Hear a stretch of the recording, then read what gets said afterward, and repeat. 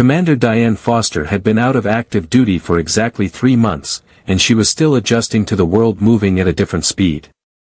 After 17 years as a Navy SEAL, one of only a handful of women to ever earn the Trident, she'd retired with full honors, a chest full of medals she never wore, and a service dog named Odin who rarely left her side. She was 41 years old, dealing with a traumatic brain injury from her last deployment, and trying to figure out what normal life looked like. Odin was a Belgian Malinois, 4 years old, trained not just for combat but also as a service dog for veterans with TBI and PTSD. He could sense when Diane's symptoms were flaring, the headaches, the dizziness, the confusion, and would guide her to safety, alert others if needed, and provide grounding when her brain betrayed her. This particular Saturday morning in Portland, Oregon, Diane had ventured into downtown for coffee, something she'd been avoiding because crowds sometimes triggered her symptoms. But her therapist had encouraged her to slowly reintegrate, to not let her injury control her life.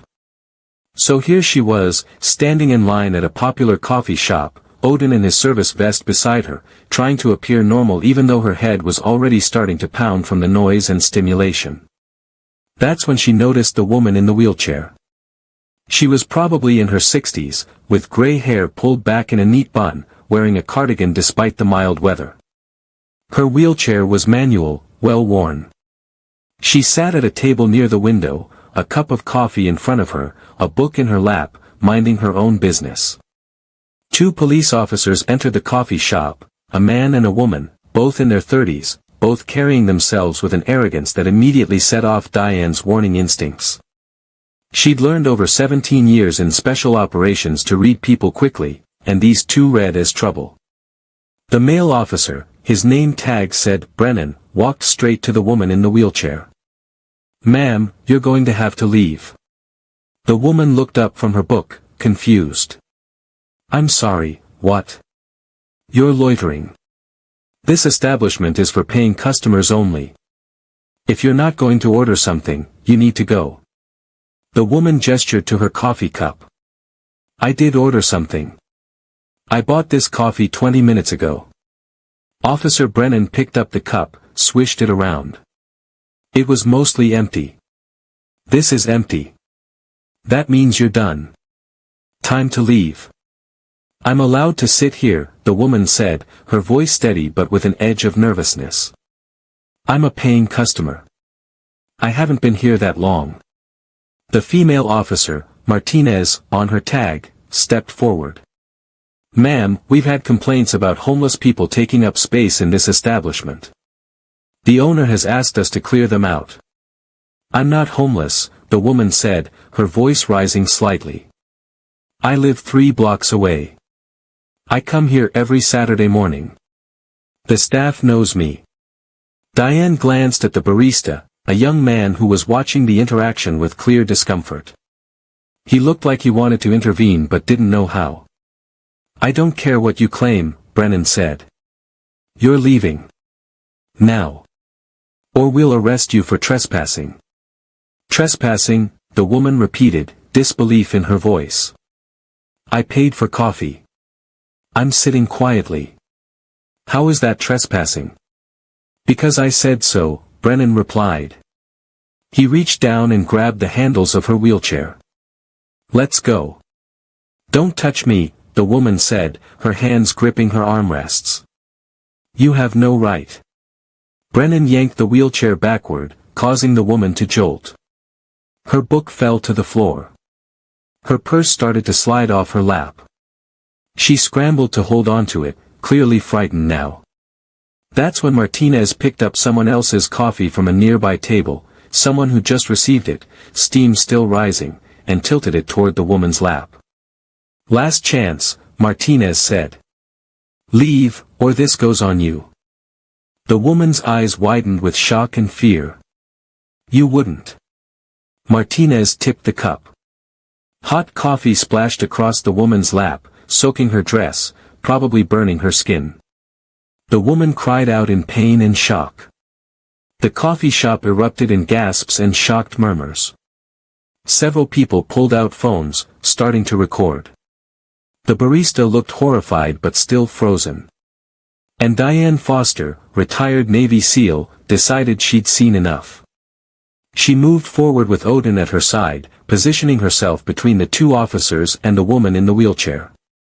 Her voice was calm but carried unmistakable authority. "Officers, you need to step back. Now." Brennan looked at her with irritation. "This doesn't concern you, ma'am. Back off." "It absolutely concerns me," Diane said. "I just watched you assault a disabled woman. That's a crime. Multiple crimes, actually." "She was refusing a lawful order to leave," Martinez said. "She was a paying customer sitting quietly in a public establishment," Diane corrected. "She had every right to be here. And even if she didn't, pouring hot coffee on someone is assault and battery. You both just committed a felony in front of dozens of witnesses. Who the hell do you think you are?" Brennan demanded, stepping closer to Diane in what was clearly meant to be an intimidating move. Odin immediately positioned himself between Diane and Brennan, sitting calmly but with his eyes locked on the officer. It wasn't aggressive, Odin was too well trained for that, but it was a clear message: don't threaten my handler. "I'm Commander Diane Foster, United States Navy, retired," Diane said. "And that's Odin, a military working dog trained in protection and apprehension. He's also a service dog, and you just tried to intimidate someone with a service animal present. That's another crime to add to your list." Several people in the coffee shop were now openly recording the interaction. The barista had pulled out his phone and appeared to be calling someone, probably the manager or another authority. "I don't care if you're the president," Brennan said. "Interfering with a police action is obstruction. I can arrest you right now." "Try it," Diane said calmly. "I'd love to see you explain to a judge why you arrested a decorated combat veteran for stopping you from assaulting a disabled woman. And you should know, I'm recording this too."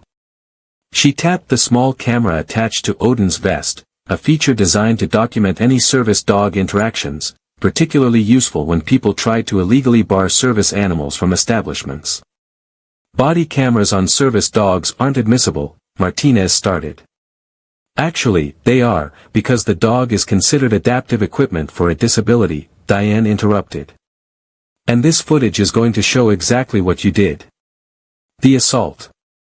The abuse of authority. All of it." The woman in the wheelchair was crying now, looking down at her coffee-stained dress, clearly in pain from the hot liquid. Other customers were helping her, bringing napkins, asking if she was okay. "Ma'am," Diane said, kneeling down beside the wheelchair while keeping Brennan and Martinez in her peripheral vision, "are you hurt? Do you need medical attention?" "It burns," the woman said, her voice shaking. "My legs. I have limited sensation from a spinal injury, but I can still feel heat. It burns. We need to get you to a hospital," Diane said. She looked up at the barista. "Did you call 911? "I called the owner," the barista said. "He said he's calling the police chief directly. He knows Mrs. Henderson, she's been coming here for 3 years. This is completely messed up. Mrs. Henderson." Now the woman had a name, an identity, a history with this place. Further proof that these officers had acted without justification. "I'm not going to any hospital," Brennan said. "And neither is she. This situation is over. Everyone go back to your coffee." "The situation is absolutely not over," said a new voice. A man in his 50s, wearing civilian clothes but carrying himself with obvious authority, had entered the coffee shop. He looked at the scene, the woman in the wheelchair with coffee-stained clothes, Diane standing protectively nearby with her service dog, the two officers looking increasingly defensive, and his face darkened. "I'm Police Chief Thomas Garrett," he said. "And someone want to explain to me why I just got a call saying 2 of my officers poured hot coffee on a disabled woman?" "Sir, this woman was loitering," Brennan started. "She's a paying customer, Officer Brennan," the barista interrupted, finding his courage now that the chief was here. "Mrs. Henderson comes in every Saturday. She buys coffee, she sits for about an hour, she never causes problems. These officers came in and immediately started harassing her for no reason.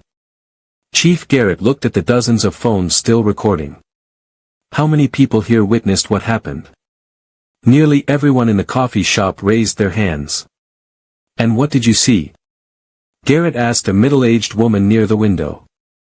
I saw those two officers tell Mrs. Henderson to leave even though she'd paid for coffee, the woman said. When she refused, the male officer grabbed her wheelchair and the female officer deliberately poured hot coffee on her lap. Then this woman with the service dog intervened and stopped them from doing anything worse. Garrett turned to Brennan and Martinez. Is this true? Sir, we were responding to a complaint about loitering, Martinez began. From who? Garrett demanded. Who complained? Silence. Neither officer answered. There was no complaint, was there? Garrett said. You two decided on your own to harass a disabled woman. And when she didn't immediately comply with your illegal order, you assaulted her. Sir, with all due respect. There is no respect, Garrett interrupted. And there's no excuse for this. Both of you, give me your badges and weapons. Now. You're suspended pending investigation. Chief, you can't be serious, Brennan protested. I'm completely serious. Badges and weapons. Now. Or I'll have you arrested for insubordination. Reluctantly, both officers handed over their badges and service weapons. They looked furious but knew better than to push further. Get out of my sight, Garrett said. Report to Internal Affairs Monday morning at 8 a.m. And hire lawyers, because you're both going to need them. After they left, Garrett turned to Mrs. Henderson. Ma'am, I am deeply sorry for what just happened. That was completely unacceptable behavior from officers under my command. We're going to get you medical attention, and I want to assure you that there will be consequences. I just want to sit and drink my coffee, Mrs. Henderson said, her voice small and shaken. That's all I wanted. To sit and read my book and drink my coffee. I know, Garrett said gently. He looked at Diane. And you must be the one who intervened. Commander Diane Foster, Diane said. Retired Navy. I was just getting coffee when I saw what was happening. Garrett studied her for a moment, recognition flickering in his eyes. Commander Foster. I've heard of you. Navy SEAL, multiple deployments, Silver Star recipient. It's an honor. Thank you, Diane said, uncomfortable as always with recognition. Can I get your contact information? Garrett asked. We'll need statements from everyone here, but especially from you since you intervened directly. And I'd like that footage from your service dog's camera. Of course, Diane said. She provided her information, downloaded the footage to Garrett's phone, and gave a preliminary statement. Paramedics arrived to treat Mrs. Henderson. The coffee burns on her legs were second-degree in places, painful but treatable. She refused to go to the hospital, insisting she just wanted to go home, so the paramedics treated her there and recommended follow-up care. Before she left, Mrs. Henderson reached out and took Diane's hand. Thank you. If you hadn't stepped in, I don't know what they would have done. I'm just glad I was here, Diane said. You're a hero, Mrs. Henderson said simply. No, Diane corrected gently. I'm just someone who saw a wrong being done and decided to stop it. That's what any decent person should do.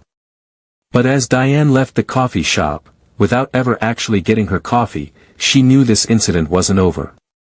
She'd just made enemies of two police officers who'd been willing to assault a disabled woman. And in her experience, people like that didn't take humiliation lightly. She was right to be concerned. Because officers Brennan and Martinez were already planning their revenge. And it would come from a direction Diane never expected. The video went viral within hours. Dozens of people had recorded the coffee shop incident, and several had uploaded their footage to social media with captions like, "Cops assault disabled woman," and "Navy SEAL stops police brutality." By Sunday evening, the story was on local news. By Monday morning, it had gone national. Diane's face was everywhere, the decorated Navy SEAL who'd stood up to corrupt cops. Her military record was dug up and publicized: 17 years of service, multiple combat deployments, numerous commendations, one of the first women to earn the SEAL Trident. People praised her courage. Veterans organizations lauded her for representing the military values of protecting the vulnerable. Disability rights advocates celebrated her intervention on behalf of Mrs. Henderson.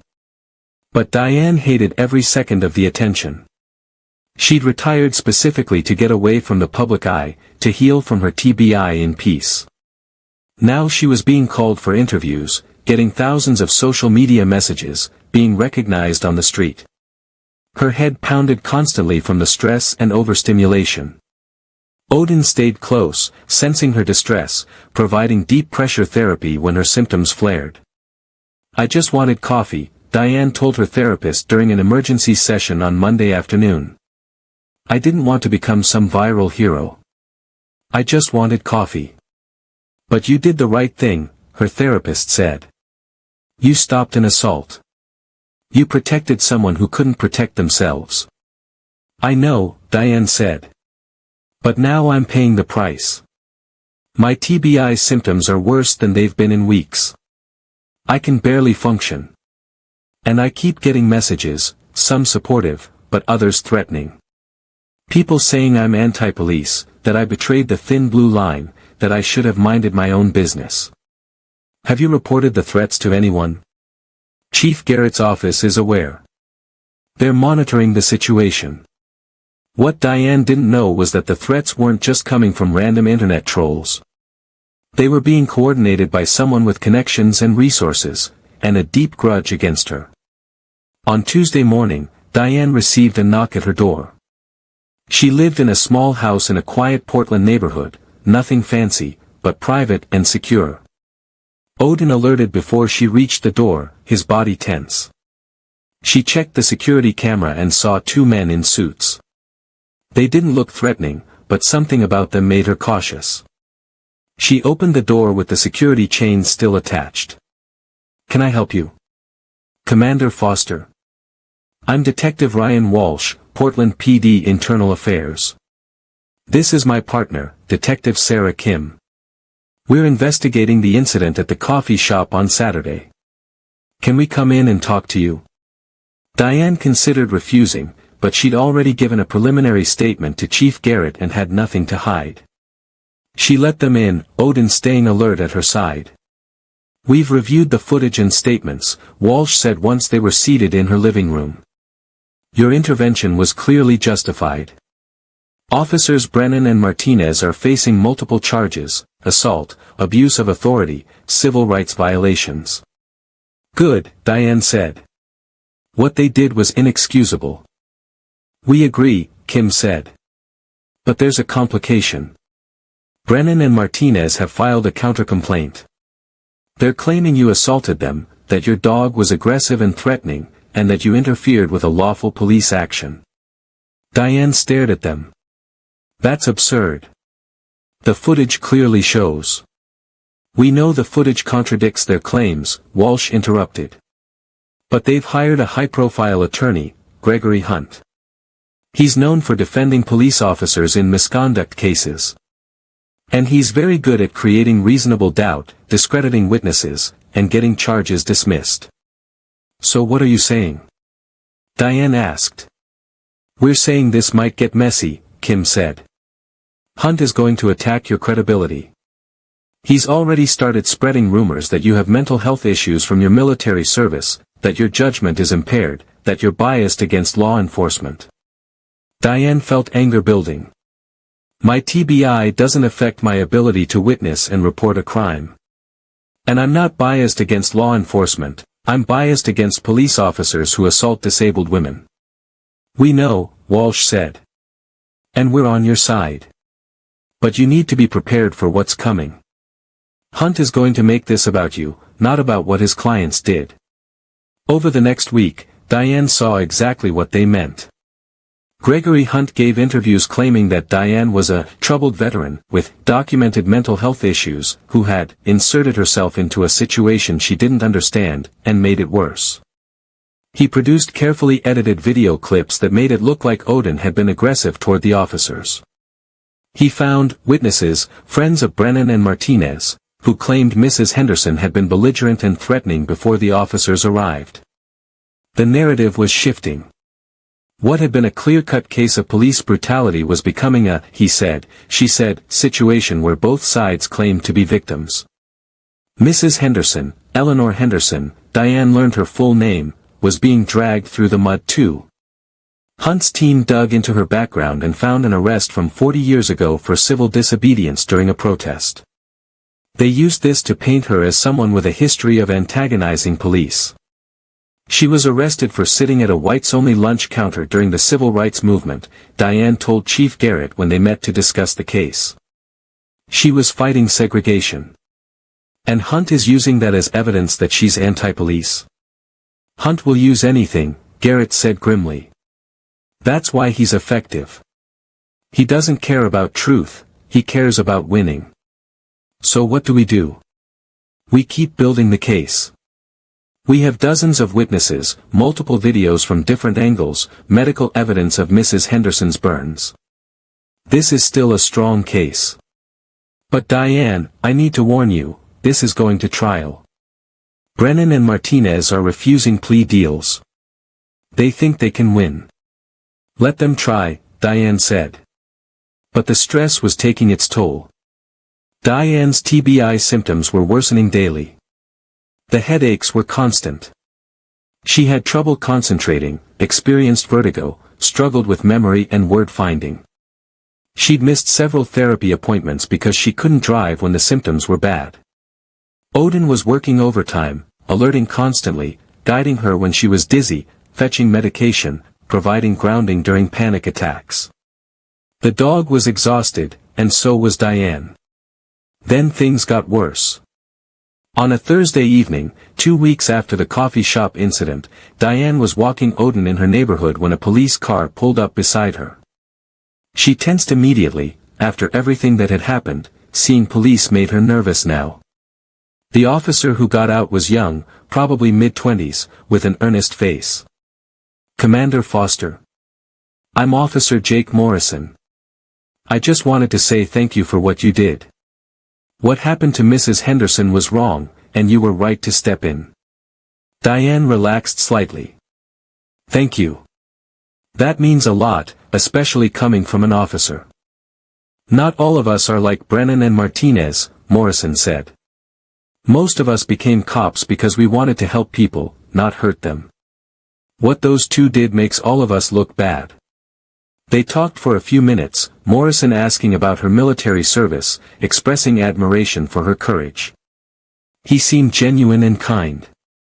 Diane was grateful for the positive interaction after so many hostile ones.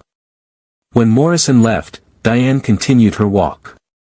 But Odin was acting strangely, alert, tense, frequently looking back over his shoulder. Something was making him nervous. 3 blocks from home, Diane heard footsteps behind her. She turned to see 2 men approaching, not running, but walking with clear purpose. Both were large, intimidating, wearing hoodies despite the warm evening. Commander Foster, one of them said. We need you to stop talking about Brennan and Martinez. Diane's military training kicked in immediately. She assessed the threats, 2 men, both bigger than her, probably armed, definitely intending intimidation at minimum. Odin had moved into protection position, his body tense. Who are you? Diane demanded. Friends of officers who are being railroaded by a publicity-seeking veteran with mental problems, the second man said. Drop the charges. Recant your statement. Or things are going to get very unpleasant for you. Are you threatening me? Diane asked, her voice steady despite her racing heart. We're warning you, the first man said. This is your only warning.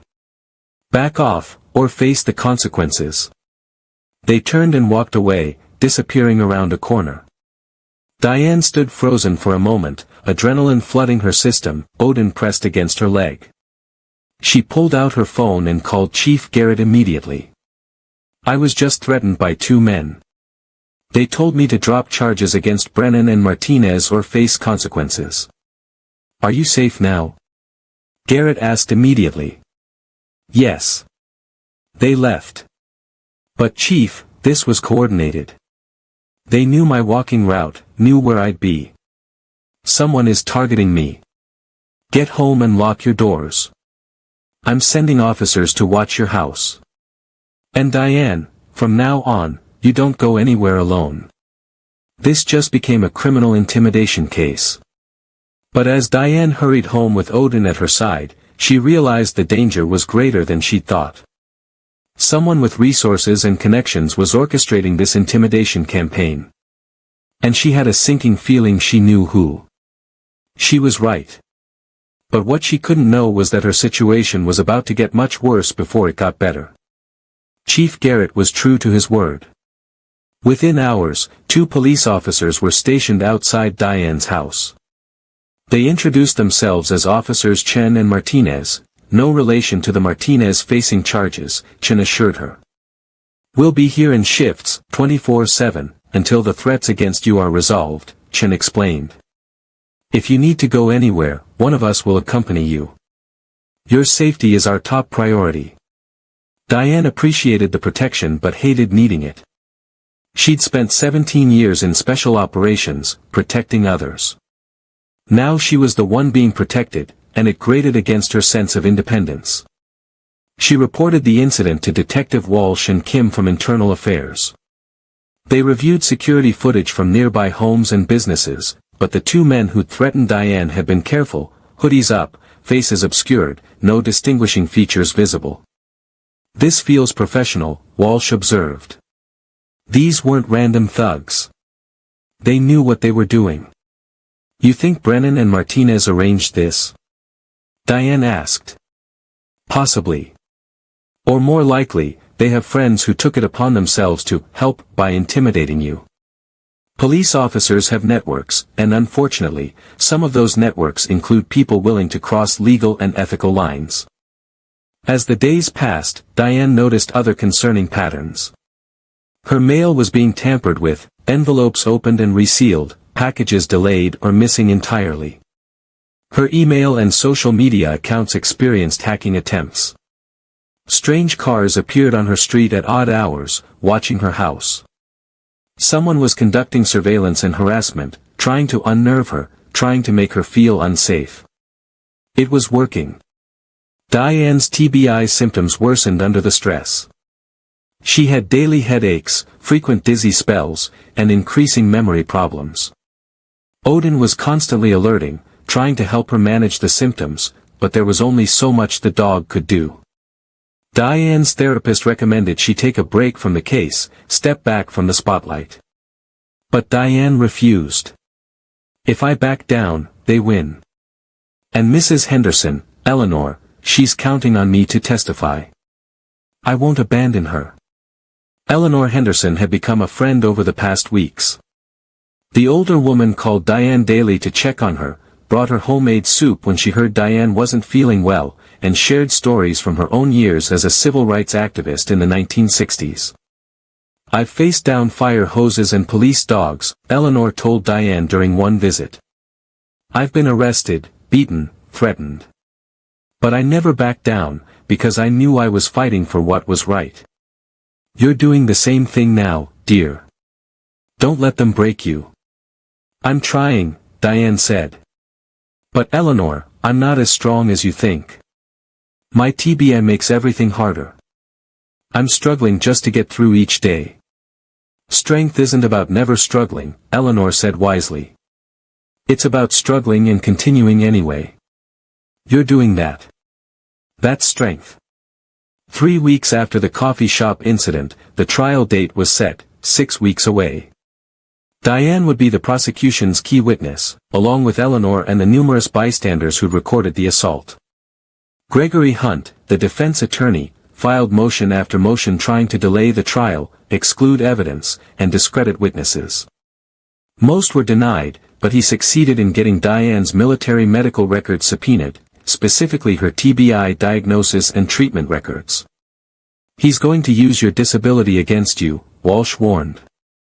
"He'll argue that your TBI affects your perception, memory, and judgment. That you can't be a reliable witness." "My TBI doesn't change what I saw," Diane said angrily. "I watched 2 police officers assault a disabled woman. That happened. The video confirms it happened. My medical condition is irrelevant. We know that. But Hunt is very good at creating doubt. He doesn't need to prove you're wrong, he just needs to make the jury question whether you might be wrong." The strategy became clear during Diane's deposition. Hunt's questions were relentless, focused entirely on her TBI. "Commander Foster, isn't it true that traumatic brain injuries can affect visual perception? Isn't it true that TBI patients often experience memory distortions? Isn't it true that you've been prescribed medication that can cause confusion and disorientation? Isn't it true that you were diagnosed with PTSD alongside your TBI? Isn't it true that PTSD can cause hypervigilance and misinterpretation of benign situations as threatening?" Diane answered truthfully, "Yes, TBI could cause those things, yes, she took medication, yes, she had PTSD." But she also made clear that none of those conditions affected what she'd witnessed in the coffee shop. "Mr. Hunt, I have a traumatic brain injury, not a traumatic eye injury," she said at one point. "I can still see perfectly well. And what I saw was your clients assaulting an innocent woman." Hunt smiled, not bothered by her pushback. He'd gotten what he needed, hours of testimony about her medical conditions that he could use to discredit her. 2 weeks before trial, Diane received a concerning call from Officer Chen, one of her protective detail. "Commander, we have a problem.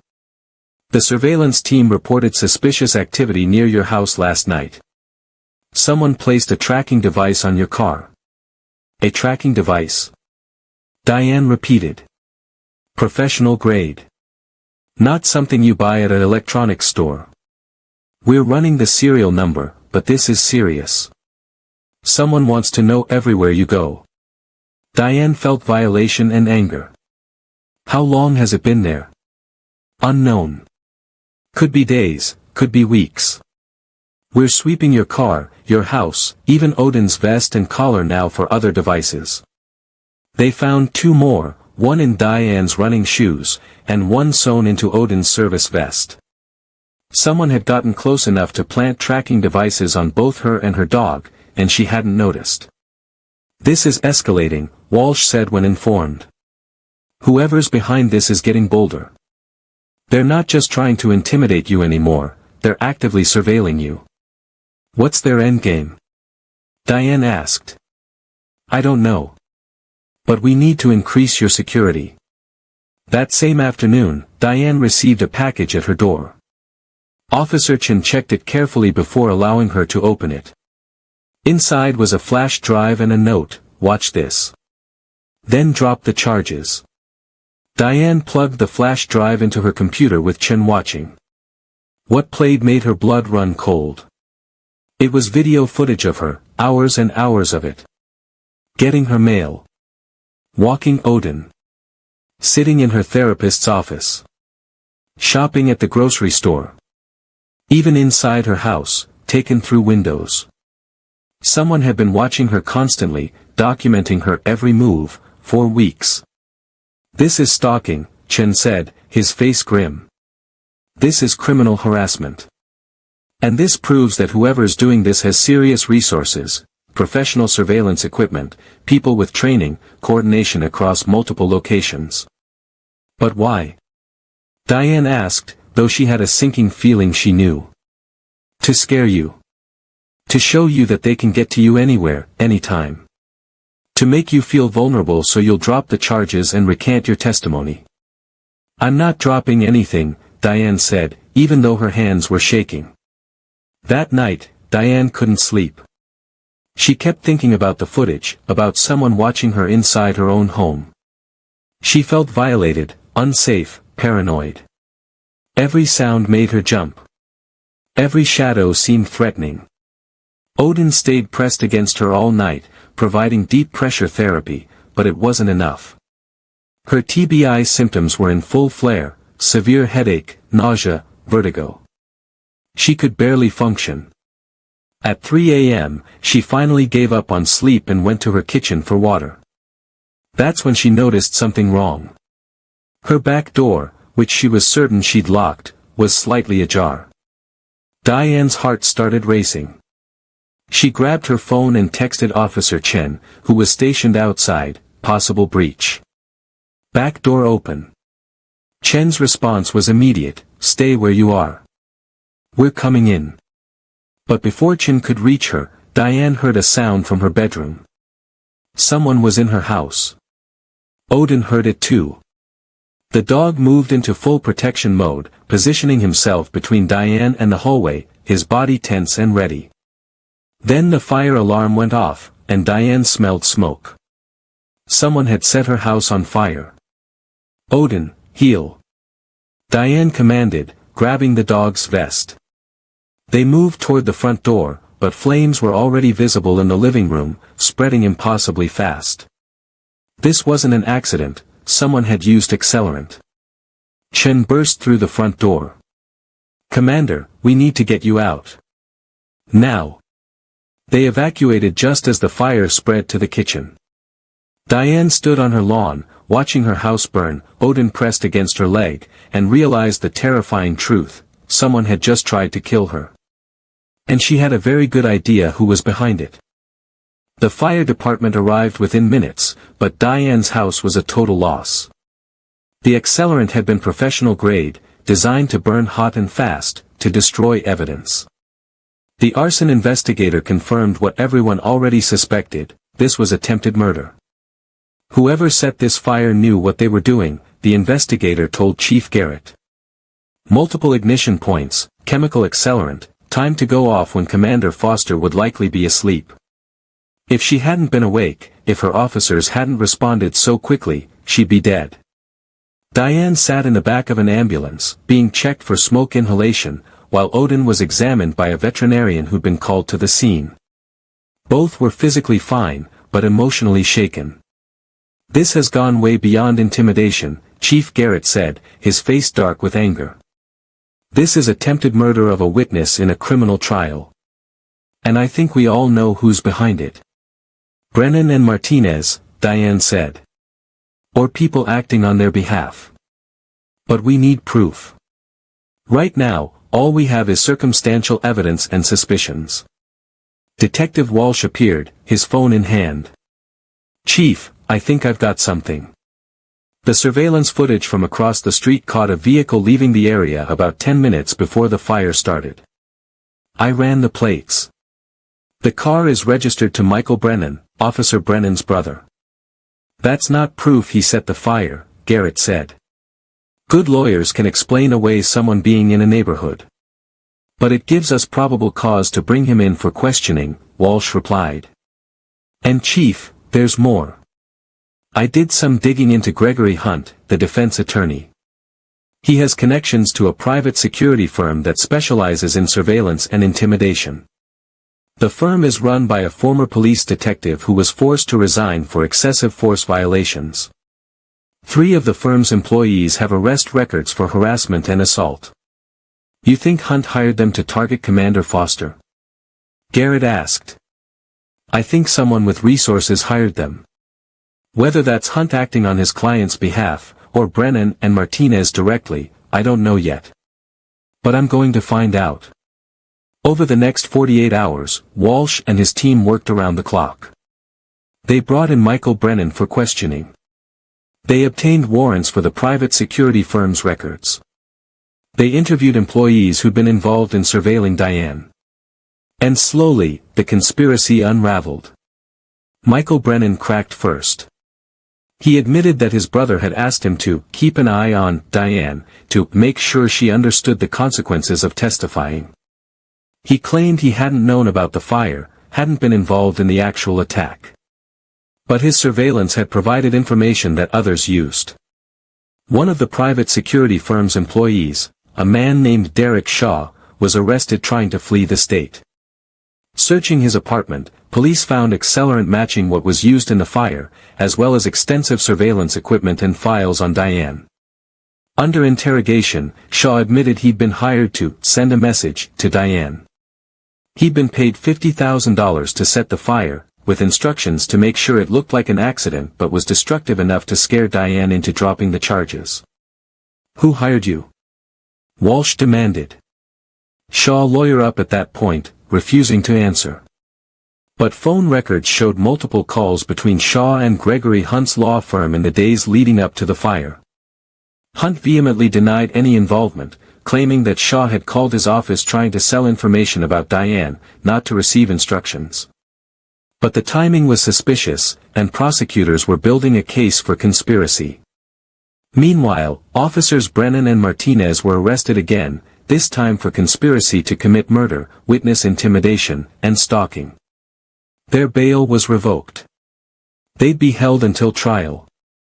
And their defense attorney, Gregory Hunt, was under investigation for conspiracy and obstruction of justice. His high-profile career was crumbling. The trial, when it finally happened 2 months later, was anticlimactic compared to everything that had come before. The evidence against Brennan and Martinez for the coffee shop assault was overwhelming. Dozens of witnesses. Multiple videos from different angles. Medical evidence of Eleanor Henderson's burns. Expert testimony about excessive force. And Diane's testimony, which the defense tried desperately to discredit by focusing on her TBI, was backed up by the video footage from Odin's vest camera. The jury could see and hear exactly what had happened, regardless of what Diane remembered or how her brain injury affected her perception. The jury deliberated for less than 3 hours. Guilty on all counts: assault, battery, abuse of authority, civil rights violations. The sentencing hearing was scheduled for 2 weeks later. But there was also the matter of the attempted murder charges, which would be tried separately. Eleanor Henderson attended every day of the trial, sitting in the front row, her wheelchair positioned where Brennan and Martinez had to see her. She didn't gloat or celebrate when the guilty verdicts were read. She simply nodded, as if confirming what she'd always known, that justice, though slow, eventually prevails. After the verdict, Eleanor found Diane outside the courthouse. "Thank you," she said simply. "Thank you for not backing down. Thank you for fighting for me even when it cost you everything." "I didn't lose everything," Diane said. "I lost a house. That's just stuff. I didn't lose what matters: my integrity, my sense of right and wrong, my willingness to stand up for people who need help." "You lost more than a house," Eleanor said gently. "You've been through trauma on top of trauma. Your TBI symptoms got worse. You were terrorized for weeks. Don't minimize what you've survived." "I'm a SEAL," Diane said automatically. "I'm trained to survive." "Being trained to survive doesn't mean you don't feel pain," Eleanor replied. "It's okay to acknowledge that this was hard. That you were scared. That you're still scared." Diane felt tears prick her eyes, the first time she'd allowed herself to cry since this whole ordeal began. "I am scared. Someone tried to kill me. They watched me for weeks, documented my every move, then tried to burn me alive in my own home. I don't feel safe anywhere anymore." Eleanor took Diane's hand. "Then we'll help you feel safe again. You saved me. Now let me save you." Eleanor was true to her word. She connected Diane with therapists who specialized in stalking trauma. She helped Diane find a new home, a small apartment in a secure building with 24/7 security. She organized a fundraiser through her church to help Diane replace everything she'd lost in the fire. But more than that, Eleanor gave Diane community. She introduced her to other activists, other people who'd stood up to powerful forces and survived. She created a support network of people who understood trauma and resilience. Slowly, over months, Diane began to heal. Her TBI symptoms stabilized with proper treatment and reduced stress. She started sleeping again. She could leave her apartment without constant hypervigilance. And Odin, who'd been working overtime throughout the ordeal, was able to relax into being a service dog rather than a protection dog.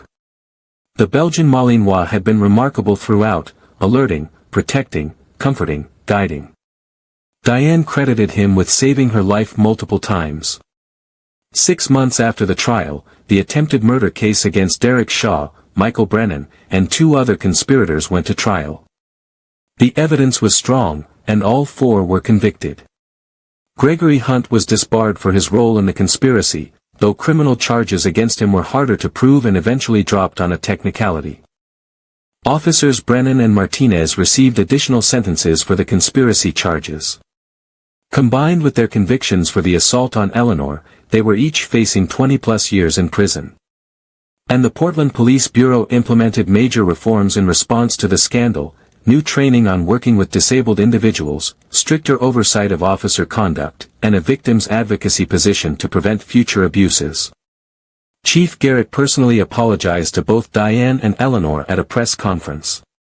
These officers betrayed their oaths and betrayed the community's trust. But they also inadvertently showed us where our systems failed, and were committed to fixing those failures. A year after the coffee shop incident, Diane stood at a podium in front of a crowd of several hundred people. She'd been asked to speak at a veterans event about courage, resilience, and standing up for what's right. "A year ago, I was just trying to get coffee," Diane began. "I was a retired SEAL dealing with a traumatic brain injury, trying to figure out civilian life, trying to manage my symptoms and find some sense of normal. I didn't want attention. I didn't want to be a hero. I just wanted coffee." The audience chuckled softly. "But then I saw something that I couldn't ignore," Diane continued. "I saw 2 police officers abusing their authority and assaulting a disabled woman. And I had a choice: walk away and pretend I didn't see it, or step in and stop it. A lot of people walk away. It's easier, safer, less complicated. But I couldn't. My military training wouldn't let me. My moral compass wouldn't let me." She paused, gathering her thoughts. "What I didn't expect was the cost. I didn't expect to become a target. I didn't expect to be stalked, harassed, and ultimately to have someone try to kill me. I didn't expect to lose my home, to have my disabilities used against me, to spend months in fear. But I also didn't expect the gifts. I didn't expect to meet Eleanor Henderson, a remarkable woman who's become one of my closest friends. I didn't expect to find a community of people who understood trauma and supported each other through healing. I didn't expect to discover that speaking truth and standing up for what's right, even at great personal cost, would ultimately make me stronger." She looked out at the audience, seeing veterans of all ages and all branches. "Many of you have faced situations where you had to choose between what was easy and what was right. Many of you have paid costs for making the right choice. I want you to know that those costs matter, but they don't define you. What defines you is the choice itself, the choice to stand up, to speak up, to act when others won't. My service dog, Odin, is here with me today," Diane said, gesturing to where the Belgian Malinois sat calmly at her feet. "He's been with me through all of this, the confrontation, the harassment, the fire, the recovery. He's more than a service dog. He's my partner, my protector, my friend. And he's a reminder that we don't have to face our battles alone. We all need our Odins, whether that's a dog, a friend, a community, or a support system. Strength isn't about going it alone. Strength is about having the courage to ask for help and accept it when it's offered." After her speech, people lined up to talk to Diane, to thank her, to share their own stories of standing up to injustice. Eleanor was there, beaming with pride. Chief Garrett attended, along with officers Chen and Martinez who protected Diane during the worst of the threats. And in the crowd, Diane noticed something that made her smile: Mrs. Henderson from the coffee shop, her actual name was Eleanor Henderson, but everyone still called her Mrs. Henderson, was surrounded by a group of disabled veterans, all of them in wheelchairs, all of them wearing shirts that said, "Justice for Mrs. Henderson." They'd organized themselves into an advocacy group, pushing for better treatment of disabled individuals by law enforcement. They'd helped pass new legislation requiring de-escalation training and mandating body cameras. They'd turned a moment of trauma into a movement for change. That evening, Diane sat in her small apartment with Odin, looking at a photo that now hung on her wall. It was from the day of the guilty verdict, Eleanor Henderson, Diane Foster, and Chief Garrett standing together outside the courthouse, all of them smiling, all of them looking tired but triumphant. Diane's phone buzzed. A text from Eleanor, "Coffee tomorrow morning? My treat. And don't worry, I know a place where the cops are nice." Diane smiled and typed back, "I'd love that. See you at 9. She put down her phone and looked at Odin, who was sprawled on the couch beside her, finally relaxed after a year of constant vigilance. "We did it, buddy," she told the dog. "We survived. And more than that, we made things better." Odin's tail thumped once against the couch, his way of agreeing. 3 years later, Diane was still living in Portland, still working to recover from both her combat-related TBI and the trauma of the stalking and attack. But she'd found new purpose. She ran a non-profit organization training service dogs for veterans with TBI and PTSD, similar to the work Alex Torres had done in an earlier story. She'd partnered with Eleanor Henderson to create a program teaching veterans about disability rights and advocacy. And she gave talks around the country about the importance of bystander intervention, speaking up when you see injustice, stepping in when someone is being victimized, using your voice and your power to protect the vulnerable. Officers Brennan and Martinez were still in prison. Gregory Hunt had never practiced law again. The private security firm that had been hired to harass Diane had been shut down and its owner was serving time for conspiracy. And the coffee shop where it all started had put up a plaque, in honor of Commander Diane Foster and Mrs. Eleanor Henderson, who reminded us that courage means standing up for what's right, even at great personal cost. Every Saturday morning, Diane and Eleanor met at that coffee shop for coffee and conversation. They'd sit by the window, Eleanor in her wheelchair, Diane with Odin at her feet, and they'd talk about everything and nothing, politics, family, books, the weather. And sometimes, they'd notice someone being treated unfairly, someone being harassed or discriminated against. And without fail, one of them would stand up, or wheel up, in Eleanor's case, and intervene. Because that's what you did when you saw injustice. You didn't walk away. You didn't pretend not to see it. You stepped in and you stopped it. That was the lesson they'd learned and now taught others. Courage isn't about being fearless. It's about being afraid and acting anyway. It's about knowing there might be costs but choosing what's right over what's easy. The cops who'd harassed a wheelchair woman and poured hot coffee on her had thought they were untouchable. They'd thought their badges gave them the right to abuse power without consequences. They'd been wrong. And the Navy SEAL and her K-9 who'd stepped in had proven something important, that one person, standing up at the right moment, really could make a difference. Could stop an injustice. Could inspire others. Could create change. That was the legacy of that Saturday morning at the coffee shop. Not just justice for Eleanor Henderson, but a reminder that we all have the power, and the responsibility, to stand up for what's right. Even when it's hard. Especially when it's hard. Because that's what heroes do. And Diane Foster, despite her protests that she was just someone who saw wrong and stopped it, was exactly that, a hero. And so was Eleanor Henderson, and Chief Garrett, and Officers Chen and Martinez, and every person who'd stood up to say, "This is wrong," when they could have stayed silent. They were all heroes. And their story would continue to inspire others to be heroes too, one act of courage at a time.